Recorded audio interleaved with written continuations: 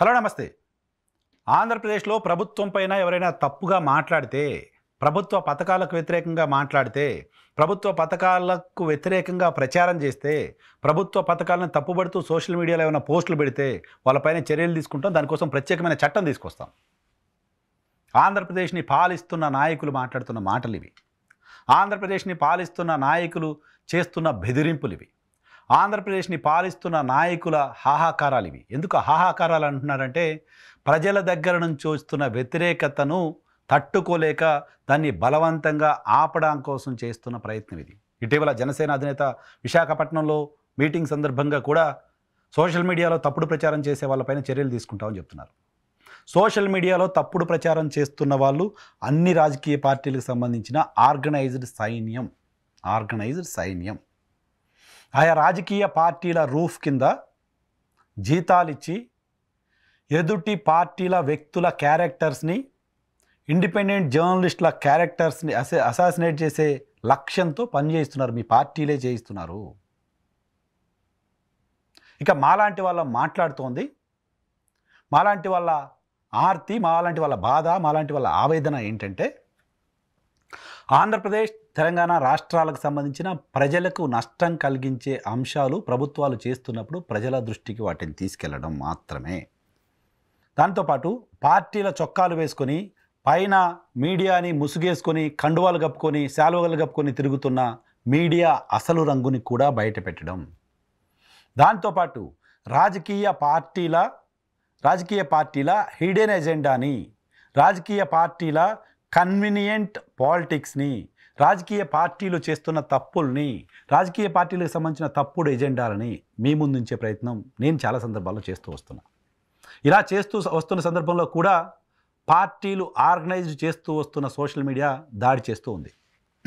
వాళ్ళపైన ఎవరు చర్యలు తీసుకోలేరు. గతంలో వైసీపీ అధికారంలో ఉన్నప్పుడు వైసీపీ దాడులు చేస్తే వైసీపీ సోషల్ మీడియా మీద చర్యలు తీసుకునే పరిస్థితి ఉండదు. ఇప్పుడు టీడీపీ అధికారంలో ఉన్న సమయంలో టీడీపీ, జనసేన, బీజేపీకి సంబంధించిన సోషల్ మీడియా క్యాంపెయిన్ చేస్తుంటే, తప్పుడు ప్రచారం చేస్తుంటే వాళ్ళపైన కూడా చర్యలు తీసుకోరు. అధికారంలో ఉన్న పార్టీల సోషల్ మీడియాని ప్రొటెక్ట్ చేస్తాయి, మిగతా వాళ్ళందరిపైన చర్యలు తీసుకుంటాయి. సో ఇప్పుడు ఈ వీడియోలో నేను చెప్పదలుచుకుంది ఏంటంటే, ఆంధ్రజ్యోతి గ్రూప్ సంస్థల అధినేత రాధాకృష్ణ ఇటీవల కొన్ని ఆర్టికల్స్ రాశారు. ఆయన ఆర్టికల్స్కి సంబంధించి నేను స్పందించినప్పుడు చాలా పెద్ద రెస్పాన్స్ జర్నలిస్ట్ వైఎన్ఆర్ ఛానల్ ద్వారా ఇంకా రకరకాల ప్లాట్ఫామ్స్లో చూశాను. చాలా పెద్ద ఎత్తున స్పందన వచ్చింది. ఆ స్థాయిలో స్పందన వచ్చింది అంటే, ఆయన చెప్తున్న మాటలపైన నాలాంటి వాళ్ళు వేస్తున్న ప్రశ్నలు, నాలాంటి వాళ్ళు అడుగుతున్న మాటలు ప్రజలు ఆలోచిస్తున్నవే, ప్రజల మనసులో ఉన్నవే, అవి నేను మాట్లాడుతున్నాను కాబట్టి ఆ స్థాయిలో స్పందన వస్తుంది. సో ఇప్పుడు కూటమి సర్కారు పదే పదే ఆంధ్రప్రదేశ్లో ప్రభుత్వం పైన, ప్రభుత్వ పథకాలపైన, తమ పార్టీలపైన తప్పుడు ప్రచారం చేస్తే కేసులు పెడతాం, చట్టం తీసుకొస్తామని చెప్తున్న నేపథ్యంలో, సో తెలుగుదేశం పార్టీ పత్రికగా ముద్రపడ్డ ఆంధ్రజ్యోతి గ్రూప్ సంస్థల అధినేత వేమూరి రాధాకృష్ణ ఇటీవల రాసిన ఆర్టికల్స్ పైన కూడా చర్యలు తీసుకుంటారా, కేసులు పెడతారా? గతంలో నేను ప్రభుత్వానికో టీటీడీకో సలహా ఇస్తే, ఇదేంటి ఎందుకు ఇలా తప్పు చేస్తున్నారు అని మాట్లాడితే, తప్పు జరిగింది అని ఎత్తి చూపితే మా మీద కేసులు పెట్టారు, నోటీసులు ఇచ్చారు, ఇంకా ఏమేమి చేయాలో అన్నీ చేస్తున్నారు. బట్ నేను మాట్లాడిన దానికి, రాధాకృష్ణ గత కొద్ది రోజులుగా రాస్తున్న దానికి గ్రావిటీ చూస్తే, నేను నెమలీకి తోటే కొట్టే మిమ్మల్ని. ఆయన దేంతో కొడుతున్నారో అర్థం చేసుకోండి మీరే. నేను మాట్లాడింది మాత్రమే అసత్యం, సత్యదూరం అయితే మరి ఆయన మాట్లాడింది కూడా అటువంటిదేనా, లేదా అది నిజమా? ఆయన మాట్లాడింది కూడా అటువంటిదేనైతే ఆయన పైన కూడా చర్యలు తీసుకోవాలి కదా, కేసులు పెట్టాలి కదా. ఏం మాట్లాడారు ఆయన? ఏం మాట్లాడారు అంటే, ఆంధ్రప్రదేశ్లో కూటమి సర్కారు అర్హుల పెన్షన్లని తొలగిస్తోంది అని మాట్లాడారు. ఆంధ్రప్రదేశ్లో కూటమి సర్కారు అర్హులైన దివ్యాంగుల పెన్షన్లని తొలగించేస్తోంది అని ఆ సంస్థ చెప్తోంది. ఎగ్జాంపుల్స్తో సహా చూపిస్తోంది. అది దుష్ప్రచారమా? కేసులు పెడతామా? ఆంధ్రప్రదేశ్ రాజధాని అమరావతి లోపల రైతులకు రిటర్నబుల్ ప్లాట్స్ ఇవ్వడంలో గోల్మాల్ జరుగుతోంది. నిర్లక్ష్యంగా ఉన్నారు, వాళ్ళకి ఇబ్బందులు ఎదురవుతున్నాయి. ప్రభుత్వం వచ్చి 14 నెలలు గడిచినా పట్టించుకోవట్లేదు. రిటర్నబుల్ ప్లాట్స్ ఎప్పుడవుతాయో తెలియని పరిస్థితుంది అంటూ సుదీర్ఘ కథనాన్ని రాశారు. ఇది ప్రభుత్వంపై చేస్తున్న దుష్ప్రచారమా? ప్రభుత్వం చేస్తున్న తప్పును ఎత్తి చూపడమా? ఎత్తి చూపడం అయితే వాళ్ళు ఎత్తి చూపితే పర్లేదు, మిగతా వాళ్ళు ఏమన్నా అటువంటి తప్పులు ఎత్తి చూపితే మాత్రమే మీకు కోపం వస్తుందా? కేసు పెట్టే ఆలోచన ఏమైనా చేస్తారా కొత్త చట్టం తీసుకొచ్చి? దాంతోపాటు ఆంధ్రప్రదేశ్లో కూటమి ఎమ్మెల్యేలు, ప్రతి ఎమ్మెల్యే, మెజారిటీ ఎమ్మెల్యేలు మద్యం దందా చేస్తున్నారు. ఆంధ్రప్రదేశ్లో కూటమి ఎమ్మెల్యేలు ఇసుక దోపిడీ చేస్తున్నారు. ఆంధ్రప్రదేశ్లో కూటమి ఎమ్మెల్యేల కుటుంబ సభ్యులు సామంతరాజుల్లా మారిపోయారు. ఆంధ్రప్రదేశ్లో కూటమి ఎమ్మెల్యేలు పోలీసు యంత్రాంగాన్ని వాడి అవినీతికి పాల్పడుతున్నారు. ఆంధ్రప్రదేశ్లో కూటమి ఎమ్మెల్యేలు ఇలా చేస్తున్నారు, అలా చేస్తున్నారు, దోపిడీ చేస్తున్నారు, ఎమ్మెల్యేలలో మెజారిటీ ఎమ్మెల్యేలు అలాగే ఉన్నారు అంటూ పుంకాలుగా కథనాలు రాస్తున్నారు ఆయన. నేను నిజమేనేమో నమ్ముతున్నాను. ఎందుకంటే ఆంధ్రజ్యోతికి విస్తృతంగా న్యూస్ నెట్వర్క్ ఉంటుంది. ఏ ఎమ్మెల్యే ఎక్కడ ఏం చేస్తున్నారో తెలిసే అవకాశం ఉంటుంది. కాబట్టి ఆయన నిజమే రాశారేమని నేను నమ్ముతున్నా.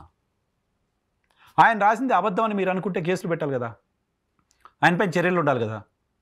లేదు, ఆయన రాసింది నిజమైనప్పుడు సదరు ఎమ్మెల్యేలు ఎవరో గుర్తించి వాళ్ళపైన చర్యలు ఉండాలి కదా.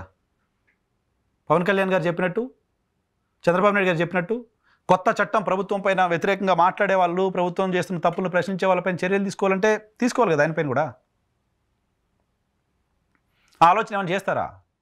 అటువంటి ప్రయత్నం ఏమైనా చేస్తారా? అమరావతి పైన వాస్తవాలు ఏంటో మాట్లాడితే రగిలిపోతున్నారు, ఊగిపోతున్నారు ఒక్కొక్కరు. ఎందుకో కొంతమంది కోపం వస్తుంది, కొంతమంది పర్సనల్గా నష్టం జరిగినట్టు ఫీల్ అవుతున్నారు. అమరావతి పైన ఎవరైనా మాట్లాడితే కోపం వచ్చేస్తుంది ప్రభుత్వానికి. ప్రభుత్వంలో కొంతమంది ఊగిపోతున్నారు, రగిలిపోతున్నారు, కేసులు పెడదాం, ఇంకా మొత్తం సోషల్ మీడియాలో సైకోలందరినీ వదిలేసి వీడియోల కింద కామెంట్స్ పెట్టి కుటుంబ సభ్యులను కూడా తిట్టిస్తున్నారు మాలాంటి వాళ్ళని. నిజానికి అమరావతికి సపోర్ట్ చేసిన వాళ్ళం మేమంతా గడిచిన 5 ఏళ్ళు. అమరావతి ఒక్కటిగా ఉండాలి, అమరావతి రాజధాని రైతులను ఆదుకోవాలని మాట్లాడిన వాళ్ళం. ఆ రోజు ప్రజల కోణంలో వాస్తవాలే మాట్లాడితే కోపం వస్తుంది మీకు. బట్ ఆయన రాస్తే ఎందుకు రాలేదు? ఆయన ఎందుకు మీరు పెట్టబోయే కేసులకు అర్హుడు కాదు? ఎమ్మెల్యేల అవినీతి గురించి పదే రాస్తున్నారు, అర్హుడు కాదా? అమరావతిలో అక్రమాల గురించో, అమరావతిలో మీరు చేస్తున్న తప్పుల గురించో రాస్తున్నారు, అర్హుడు కాదా కేసులకి? ఇవన్నిటిని పక్కన పెడితే రాష్ట్ర ప్రభుత్వం అత్యంత ప్రతిష్టాత్మకంగా ప్రపంచంలో ఇప్పటివరకు ఎవ్వడు చేయని పని చంద్రబాబు నాయుడు గారు నేను చేస్తున్నాను అని చెప్పి P4 పేరుతో కార్యక్రమాన్ని తీసుకొచ్చి ఆంధ్రప్రదేశ్ నుంచి పేదరికాన్ని కిలోమీటర్ల దూరం తరిమి కొట్టేస్తానని చెప్తుంటే సదరు P4 ఒక పనికిమాలిన కార్యక్రమం అని రాశారు ఆర్కే గారు. చంద్రబాబు నాయుడు గారిని తప్పుపట్టినట్టు కదా, ప్రభుత్వాన్ని తప్పుపట్టినట్టు కదా, ప్రభుత్వ కార్యక్రమాన్ని తప్పుపట్టినట్టు కదా, ప్రభుత్వం ప్రతిష్టాత్మకంగా నిర్వహిస్తున్న కార్యక్రమం పైన తప్పుడు ప్రచారం చేసినట్టు కదా. P4తో పేదరికాన్ని పోగొట్టడం కోసం ప్రభుత్వం ప్రయత్నం చేస్తుంటే దాన్ని ఆపే ప్రయత్నం చేసినట్టు కదా. మరి ఆయన కేసుకు అర్హుడే కదా.